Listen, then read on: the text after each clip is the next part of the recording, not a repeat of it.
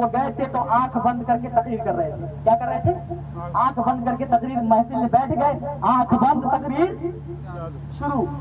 اب آدھا گھنٹہ ہو گیا, 1 گھنٹہ ہو گیا, 2 گھنٹہ ہو گیا. جب آنکھ کھولے 11 بجے قریب میں, 11:30, جب آنکھ کھول رہے ہیں تو دیکھ رہے ہیں کوئی بھی شخص نظر نہیں آ رہا, سب چلے گئے. کہا کہ غلط گاؤں میں چلا آیا ہے, پورا تقریری بیکار چلا گیا, کوئی ہے ہی نہیں یہاں, تو مسلمان ہے ہی نہیں, یہاں کوئی مسلمان نہیں, سب شیطان کے بھگ گئے.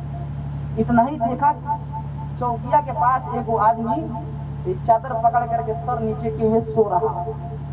اس کو دیکھنے کے بعد انہیں خوشی ہوئی کہ چلو کم سے کم اتنے بڑے گاؤں میں کوئی نہیں ٹکا تو ایک تو پکا مسلمان بیٹھا جو اب تک سن رہا ہے. تو اس کے سر پر ہاتھ رکھا انہوں نے اور کہا تو ہی تو اس گاؤں کا لاج بچا کے رکھا ہے, تو ہی تو ایک پکا مسلمان بچا ہوا ہے جو اب تک اللہ اس کے رسول کا ذکر سن رہا ہے, ان کی باتیں سن رہا ہے.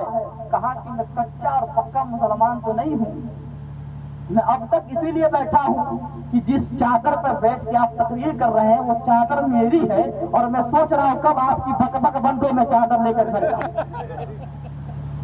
تو یہ حال ہو گیا ہمارے مسلمانوں کا. میں یہ کہتا ہوں کہ مسلمان جب بھی میلاد میں آئے 10 منٹ بیٹھے, عزت سے بیٹھے, پیار سے بیٹھے. محفل میں جب بیٹھا جاتا ہے تو مجبور ہو کے نہیں بیٹھا جاتا ہے, نبی کے عشق میں مسرور ہو کے بیٹھا جاتا ہے. یہی بیٹھنا اگر اللہ کو قبول ہو گیا تو آپ کی بخشش کا ذریعہ بن سکتا ہے. انما الاعمال بالنیات, ایک ایک چیز آپ کے نیت پر دار و مدار ہے. نیت اچھی ہے تو برکت ملے گی. حضرت بشر حافظ صرف اللہ کا نام اٹھائے تھے, بسم اللہ الرحمن الرحیم لکھا ہوا تھا, اٹھا کر لے جا کر کے, میں واقعہ بیان نہیں کر رہا ہوں, ایک شارٹ نہیں بیان کر رہا ہوں, اٹھا کر کہاں لے کر رکھے گھر میں.